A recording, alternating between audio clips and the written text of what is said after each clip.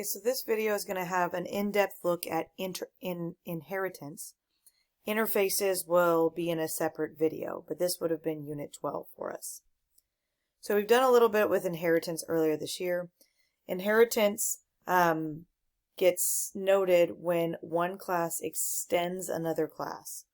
And so what inheritance does is it essentially copies all the methods and instance variables from the parent class, which would be whatever class you're extending, that's the parent, into the child class, the subclass, which is what you're creating. So all of code, all of the methods and instance variables from A get basically put into B, and they have access to it. Just like when we create new beings of any kind that extend and inherit from their parents, they take in all that information. Now there are some details about what's private to the parent and what the student or what the child can access. We're going to talk about that gets a little bit more difficult. But the child is called the subclass, and the superclass is the parent. Okay, so there's lots of examples of this where you would want to use this. So this is just one of them that I'm going to use quite frequently. Is a superclass could be an animal, and then a mammal would be a subclass of that, and a dog would be a subclass of that. And so maybe you learn this in biology with the way that they organize species. But it is important to be able to differentiate between the class, which is a data type. So animals, mammals, dogs are type, versus an actual object. So Old Yeller would not have been a type. It is an actual dog object. Old Yeller was an actual instance of that dog, of the dog species. Okay, so there's lots of issues with inheritance that you have to be aware of, and especially with the constructor. So one big thing that you got to know, see if I can get you a highlighter, is that when a subclass constructor is called, the very first thing it does is call to the superclass's constructor. So the idea there is before you can create the child, first the parent has to be created. So it's going to go create an instance of the parent and then allow you to create the child out of that. Okay, so to give you an example, on all of these it's going to get a little confusing because you're going to have multiple classes together. But remember, we always find the main method first. Okay, and so then if we look, we have student Tom equals new student. So this is the constructor in the student class, which we find way down here. So the only thing that's in the constructor right now that looks like in the student class is going to print out student constructor, and then it's going to set the instance variable grade to 12. Okay, and then we have, so that's what it's going to look like. So we think it's going to print out student constructor first.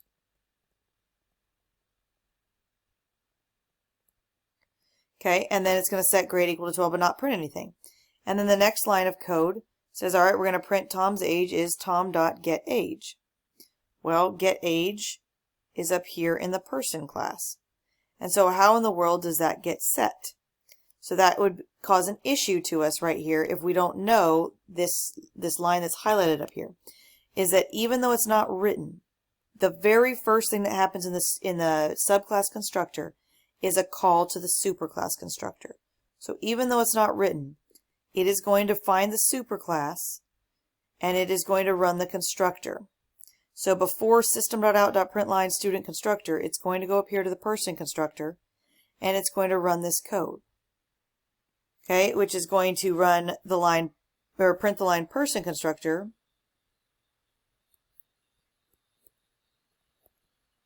And then it's going to set age equal to 17. So then now if we go through the rest of the code where we printed out student constructor and we set grade equal to 12. So right now, all in this first line, we printed out two things. We set age equal to 17 and we set grade equal to 12 with that one line, that constructor. Okay, so then when the next line happens, it says Tom's age is tom.getAge. We have access to the getAge method because Tom is a student, which is a child of the parent or of the person. Okay, student is a child of person. So students have access to these methods. So when it says getAge, it's going to return the age, which we just set at 17. So it's going to return 17 right here, and we're going to print it out. So it's going to say Tom's age is 17. I forgot the is. Okay, and then when we come down here and we say Tom's grade is tom.getGrade, getGrade is part of the person or the student class, so it doesn't need to go anywhere. It returns the grade, so it should say Tom's grade is, and then 12, and then we print a blank line. Okay, so that is an important thing to note that I'm going to harp on over and over and over on the next couple slides, is understanding that the superclasses constructor gets called automatically before anything else once you write to write the subclasses constructor. Okay, so again, I'm going to keep going over this over and over and over. So this call can be invisible when it calls to the super constructor. Okay, but you don't have to. You don't have to write it, or you could write it. So to show you what we did before, this was what we had done before, where in the student constructor, which was a subclass of person, there was an invisible call to the person constructor. Okay, it did it, even though we didn't write it. But your other option is to actually manually go put that in, and there's a reason why we sometimes want to put this in. Okay, the blue code over here, I edited it just a little bit, and the very first line says super and set of parentheses. So what that does is automatically go finds the super class, and these set of parentheses with nothing else indicates it's the constructor.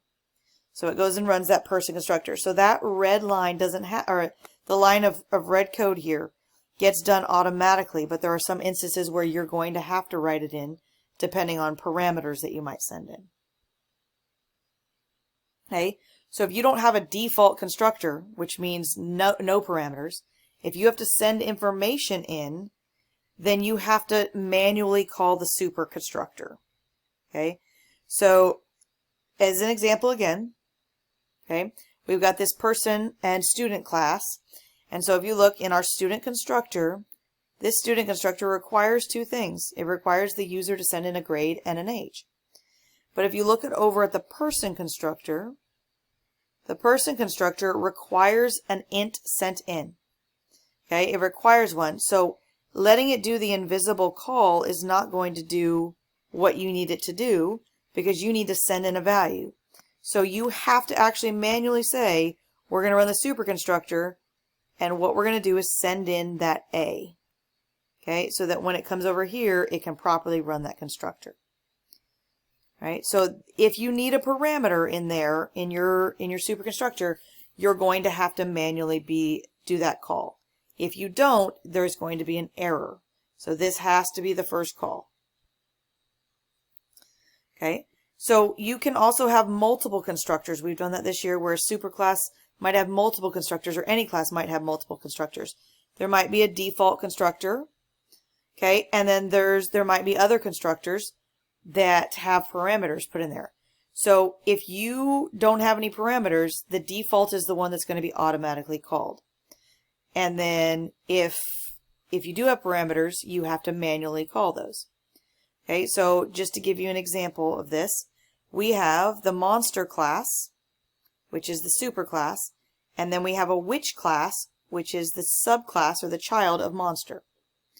Okay, so if you look though in the classes, let's see if I can get you a highlighter again. That's not great. The witch class has two constructors. It has one that requires just one int, and one requires a string and an int. And if you look over at the monster class, we also have two constructors. One requires no parameters, and the other one requires a string. So we actually go use this. There's some code down here that says it's in the main method of another class. Okay, and we're trying to create two witches. So we've got witch Hildy, that's new witch with just a 4. So what this code does, it goes into the witch class, and it looks for the proper constructor. Okay, and so the proper constructor, there are two of them. It finds the one that matches the signature, which means has the right parameters. So there's only one int, which means it's going to find this first constructor. And if you look at what happens to Hildy, there is no call to the superclass in here, but there's got to be a default one. even if it's invisible to you, it's going to call the superclass. So the first thing that's going to do when it's trying to build this witch is it's going to try to build a monster first. So when it comes over to the superclass, it's got to find one of these two constructors. And since you didn't manually put that in there, it's going to find the default. Okay, so what's going to happen is the name for this first witch is going to be Igor. The variable name is going to be set to Igor.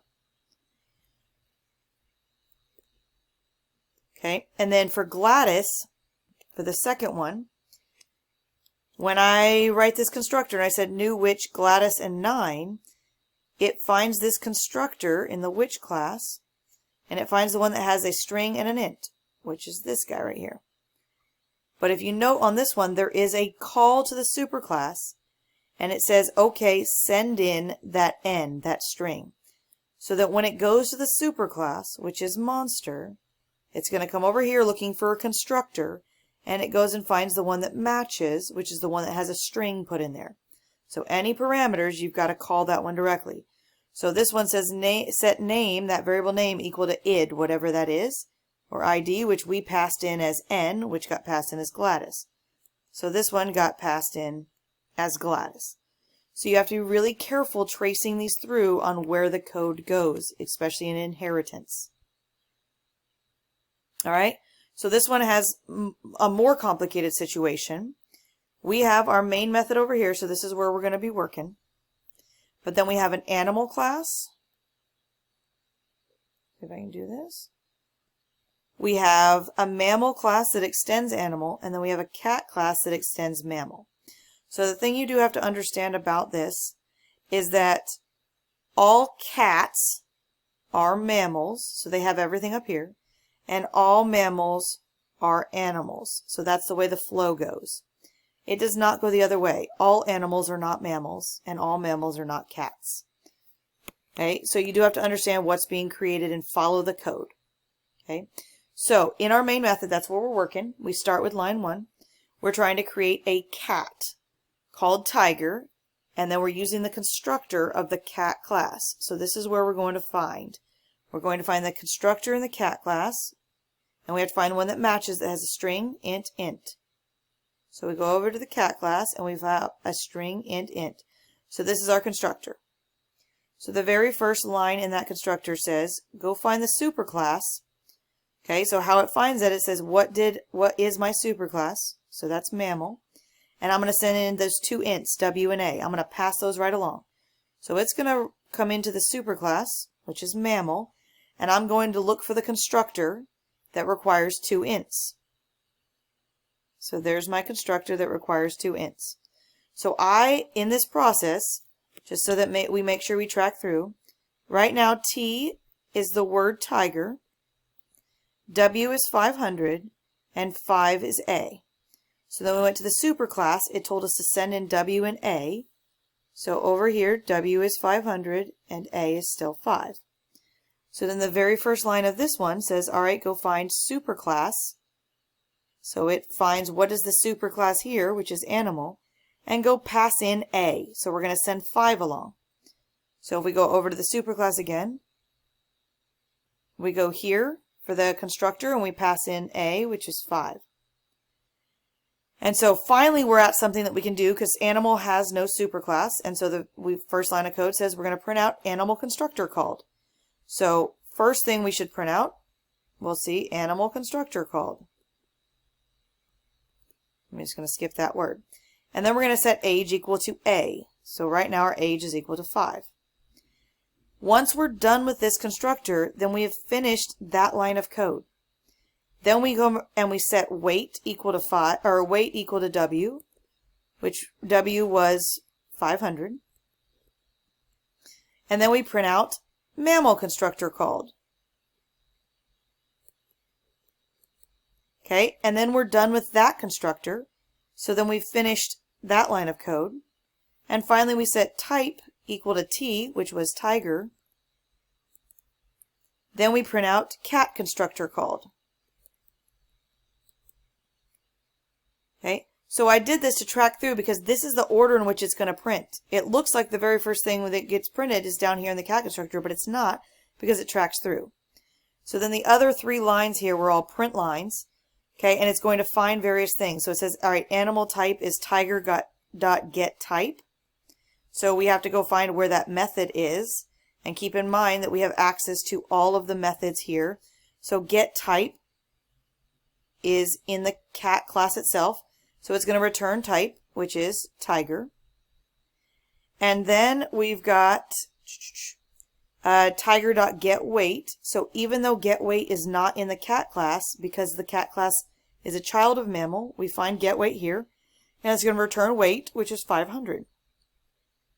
And then the last method, or the last call, is tiger.getAge. So getAge is in neither mammal nor cat, but it's in animal. So we see getAge, and it says to return the age. And so age is 5, and we're going to print out 5. Okay, so there's a lot of interaction that goes with inheritance we have to track through. It's like cat is the grandchild, I guess, of animal, but it has access to all that other stuff. Okay, so just as a note for you, and a couple rules with inheritance, is a class can only extend one other class. So this is a little tricky to think about. So if you do class C extends A and B, that's illegal. It can't extend both of them. But multiple classes can extend the same class. So A can extend C and B can extend C. So one parent can have multiple children, but it's saying one child cannot have multiple parents here in Java. That's the rule. Okay. So then if you look to the code on the right, we've got class A up top. And then we've got class B extending A. So B is a child of A. And then B has this little cute little constructor that has literally nothing in it. So in the code, it first creates a variable of type A called 1. And it goes to the A constructor, which is up here, and sets x equal to 8. And then when it goes to print 1, remember if you print an object, it goes to the toString. So it prints or uses the toString, and it's going to print x, which we had just said is 8. So this guy's going to print out an 8. But then the next line reuses the variable 1, but constructs it with the constructor from B. So now this line is running, it's making a new object and constructing B. And B looks like it does absolutely nothing. But remember, there's always an invisible call to the superconstructor. And so it's going to run that same constructor it did earlier. Set x equal to 8. And then when you try to print out 1, it's going to go to that toString again and print out 8 again. Okay. Alright, so this one was just a little bit of a, can you predict the output again? And so you can run through this on your own time, pause it, and I believe you should get 3 and then 2. Alright, so then if you remember back when we first talked about the object class, way back when we talked about strings, the mother of all classes is the object class. Everybody extends the object class. It is the super class of everything. So everything else extends this, which means all other classes are subclasses of object, which means all other classes start with at least the methods that are the object. And the ones we learned earlier this year are the toString and the equals method. So every class automatically has access to a toString and an equals method. And so the issue with this, though, has been the toString of the object class gives the memory address for an object. And then the equals method compares the memory addresses. So if those aren't useful for you, you're going to have to overwrite those methods, which we will learn how to do. Okay, we've already done that with the string class and several other classes where we overrode the equals, but we're going to talk about method override a little bit. Okay, so just to give you a little visual again, a string object is a string is a class, so every string object has not only the things that are string methods and string variables, like the dot length method, the dot substring, all those things. It also has all of the object methods and variables, okay, with inheritance.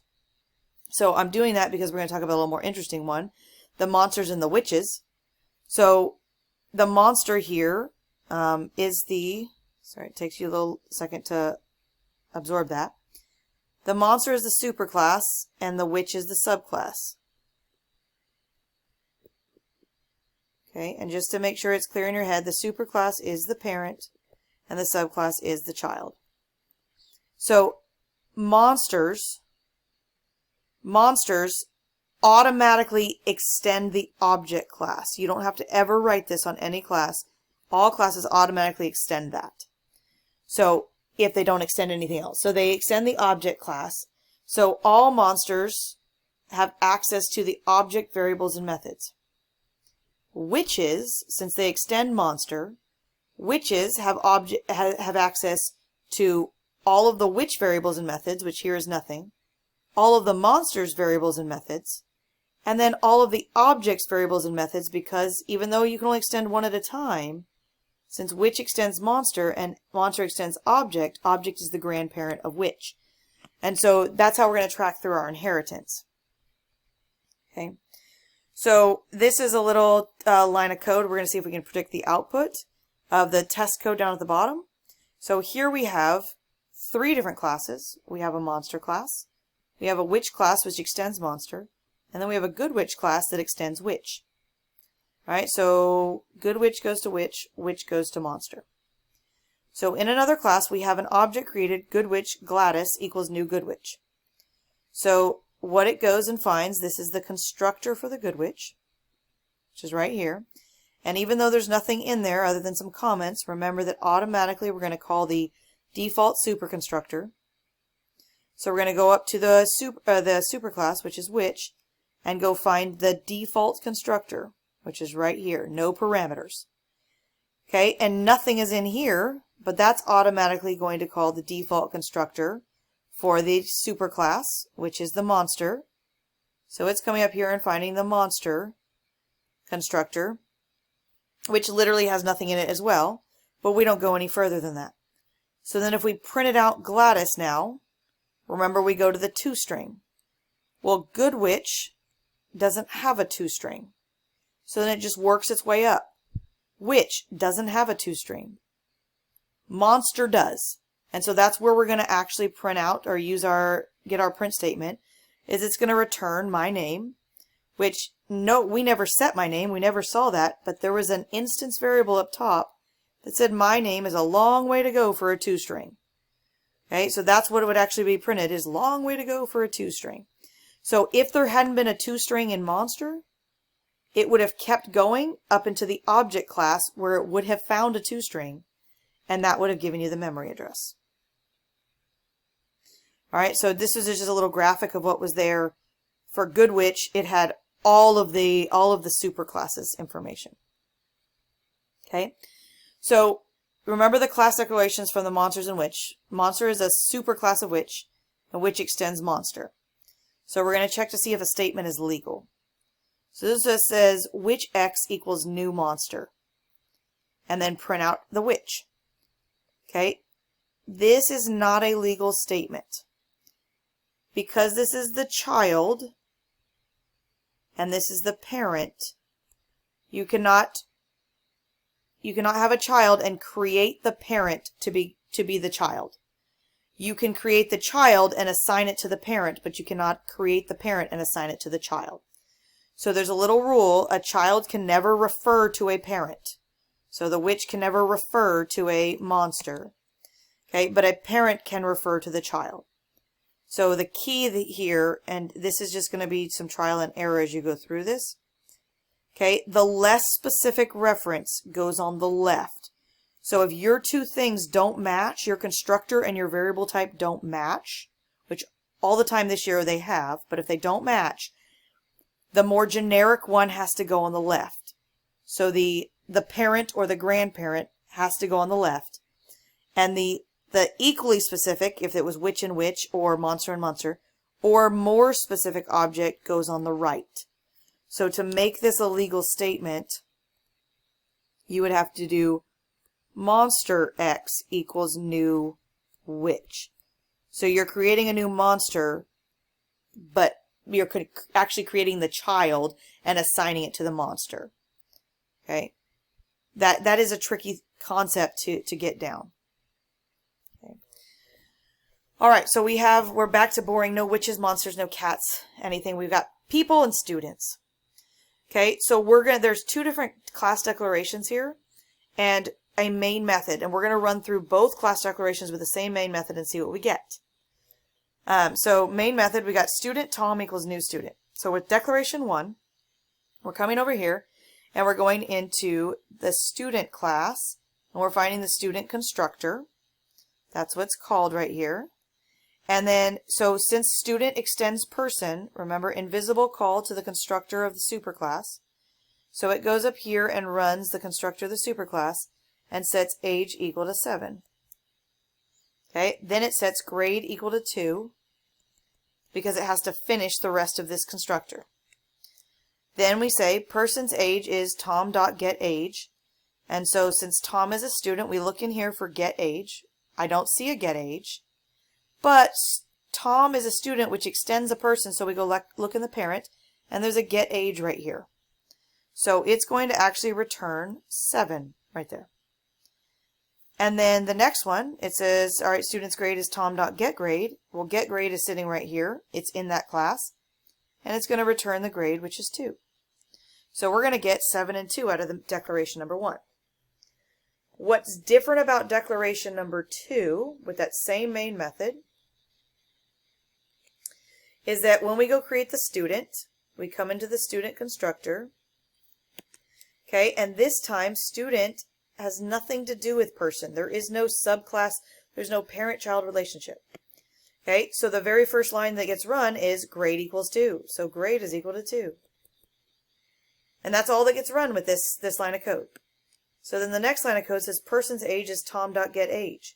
So since Tom is a student, it's looking through the student class and it doesn't find a getAge.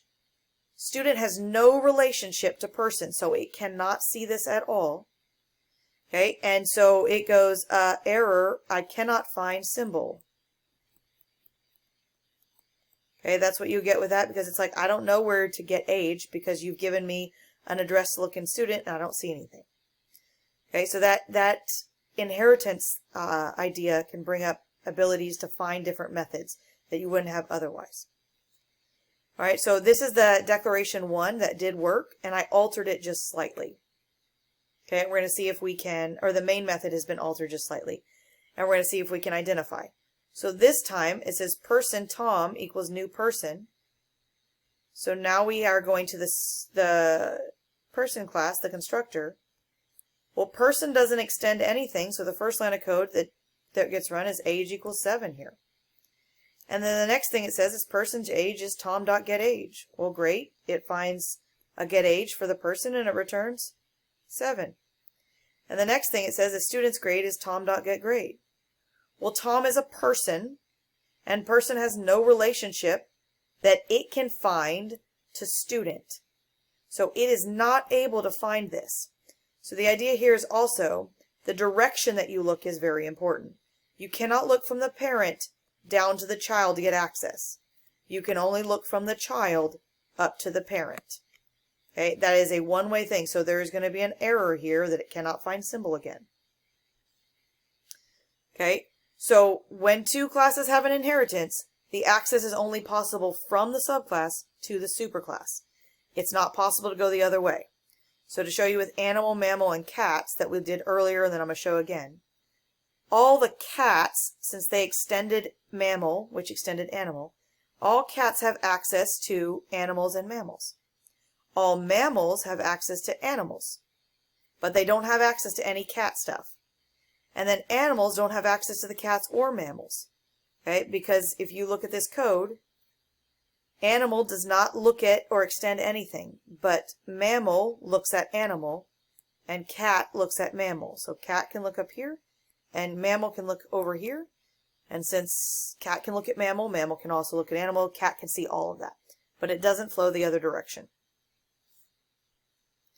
All right, so you can also control the access to certain variables and methods in your class by using the modifiers public, private, and protected. Public can be accessed by members of the superclass, subclass, or any other class. All you have to do is make sure you identify what class it's in. Okay, and make an object of that class. Private members can only be accessed by members of the class where they're defined. It doesn't even matter, the child cannot see them. Doesn't matter if you're a subclass. If it's private, only that class can see it. Okay? And that's where you can control using methods on what they can access or not. And then protected, which we haven't used really this year. Protected allows that data to be accessed by members of the superclass and the subclass or any other class in the same package. So we haven't done any packaging this year, and we're not going to, but if you go into future computer science stuff, you'll be doing package stuff. And protected is usually called, referred to as package public. So anything in that package can see it. Okay. So just looking at some controlling of the access, trying to predict some output, we're looking at the main method. Okay, so if you look at the first line, we got Tom is our student again, using the constructor for student. So we come down here. Okay, and because student extends person, the first thing we're going to do is call the constructor the superclass. All right, which goes up here and sets age equal to 17. Okay, then we're going to set grade equal to 12. Okay, but grade is a variable that's private to student, and age is a variable that is private to person. So those have both been set, but they are private to the classes, their respective classes. So that's that statement, and then we do tom.showData. So since Tom is a student, we go to show data. Down here, we find show data in the student. And we say student's grade is grade, right, which is that variable, which is in this class. It's private. It's been set. It's going to say 12. The next thing says, all right, student's age is, and it says go find the variable age. Well, in the student class, I don't see any age variable. And I'm not able to see the age variable in person because it's private. Even though it's a subclass, that is private to the person class. So it is going to error right here. All right, and so the error that actually gets spit out so you can see it is it says age has private access in person. So you can't actually get that data out of there. It knows what you're looking for, but you can't get that data. So that's why we use methods this year, getter methods and setter methods, where we insert a method into the person class, maybe something like public int get age, and the only thing that was going to do was return that age. So the idea with this is you protect your data and control access to it, so all they get to see is the number, but they don't get to change the variable from outside that class. So only inside this class is that variable able to be changed. All right, so if I edited this class a little bit and I made age protected instead, then because student is a subclass, it's going to find it just fine and find that 17. Okay, so you can control your access that way. All right, and then we're going to do a couple more keywords just to talk about them. That's most of inheritance, but we've used this keyword once or twice this year. I just wanted to remind you again. This keyword refers to the current object or class you're working in. So if you do this dot toString, it's talking about the toString of the current class, wherever you're in. If you do this dot x, it's looking at the variable x from the current class. And if you do this this with parentheses, it's calling the constructor of the current class, wherever that's in. So this is used to refer to wherever the current object is. Okay? And so where this can be useful a lot is when we wrote the equals method. So what we did when we did the equals method earlier this year, we could try to compare two books, two movies, whatever, two students. So if you wanted to compare whether two students were equivalent, you have to decide what that means. So what if I say it means two students have the same grade? Well, to write an equals method, the signature of the equals method is public boolean equals. And then if you remember, what we had to do is we're always comparing two things of the same type. So we want to do the equals of the student class, we have to compare two students. So what we always put in a parameter was another object of that class. So it's the same type, it's a student, but we gave it a name, and a lot of times other helps. So then when you actually write the code inside, we're looking, it says if this dot grade equals other dot grade. And what it's saying is, okay, if the current object this is in, this grade, is equal to the other student, so when the other student was created, when it went through and set everything, we're looking at its grade. So you would have to go through the running of the other line of code.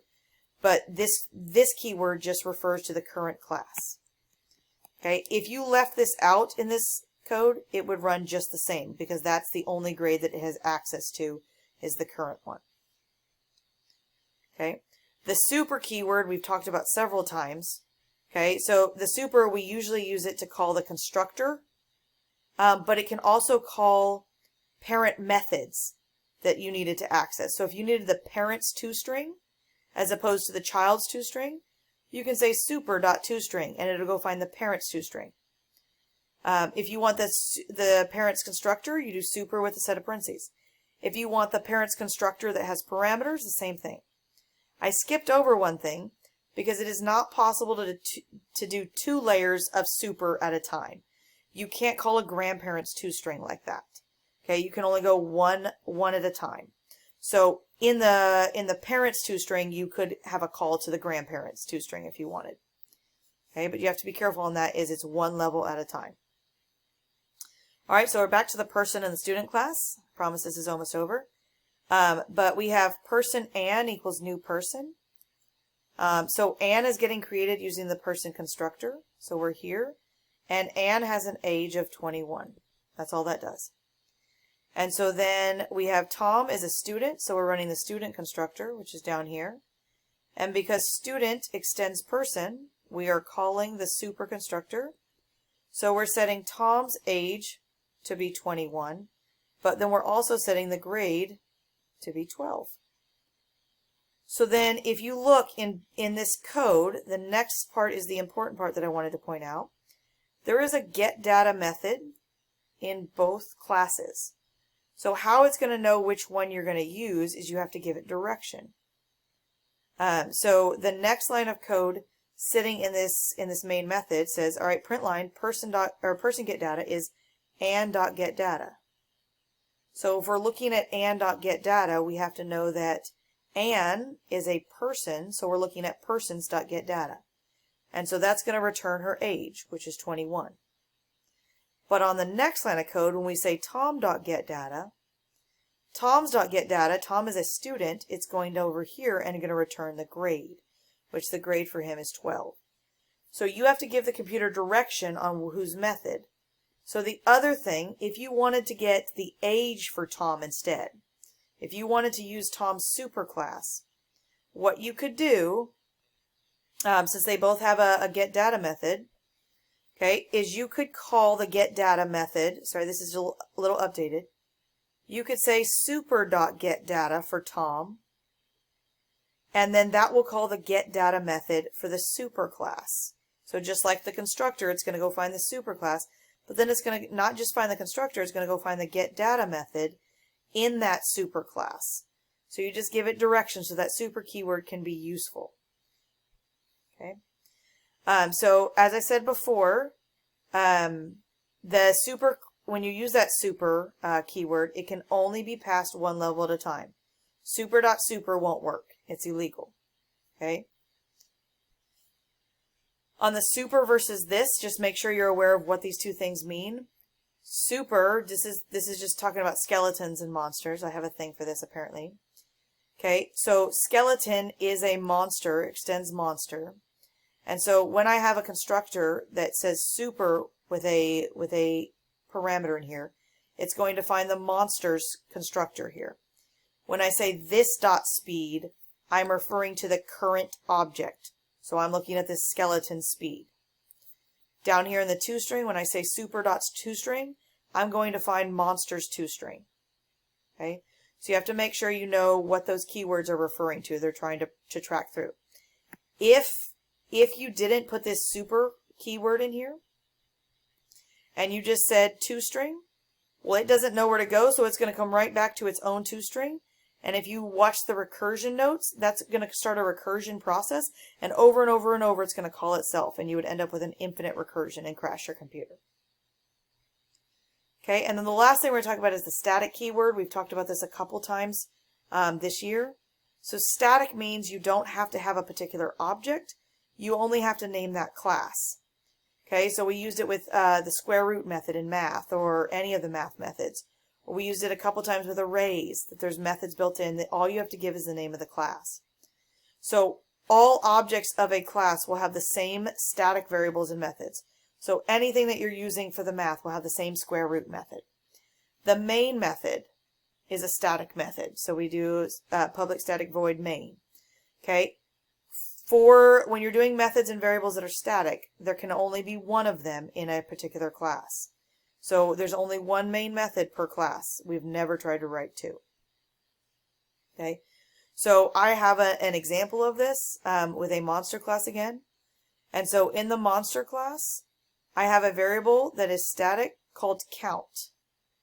So every monster shares that same variable count. And if you look at what I'm doing in my constructors, every time I'm using the constructor, I'm changing that count. Every subsequent monster will have that updated track value of count. It will be updated as we go. So I have a file to show you on static, so I can show you that actually running. And then this video will be over. So I have the static class here. And this inside the static class, there's a main method, that's all that's here. And then there's a monster class below, and there's also the ghost class and the witch class that all extend monster. Okay, so you have this in your notes that you can go through it. But I just wanted to show you what's happening. So in the main method, there's a print line that says monsters.getCount. And there's a method in the monsters class called getCount, which is just going to return that variable count. But that's my static variable. So all monsters share that. And so as you're going along, right now it prints out 0. You can see at the bottom of my screen it says monster count is 0. Okay, because that's what it starts at. But when I create a ghost, that's new ghost, a ghost does extend monster. So that count is going to be updated. So after I create Casper, the monster count is now 1. And then when I go create a witch, which also extends monster, it's going to update that count, and that count is now going to be 2. So when I created Harriet the Witch, now my monster count is 2, which you can see at the bottom of the screen. And then I created 3 different ghosts here. So then the monster count went to 3, 4, and 5. And then I created a witch, which made the ghost count go up to 6.